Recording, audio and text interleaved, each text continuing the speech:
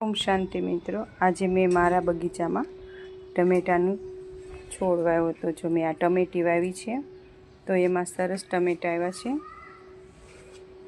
જો આ રીતે આ દેશી ટમેટા છે.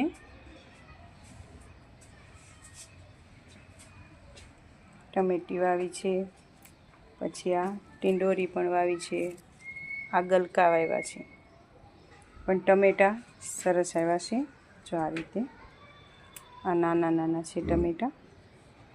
આ ખાવામાં સરસ હોય છે, દેશી ટમેટા છે. તો આ રીતે મેં ટમેટા વાવ્યા છે. ઓમ શાંતિ મિત્રો. જો હું તમને આ ટમેટું બતાવું તોડીને. જો આ મેં ટમેટા ઘરે વાવ્યા હતા.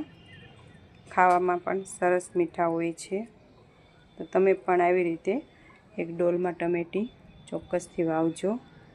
ઓમ શાંતિ મિત્રો.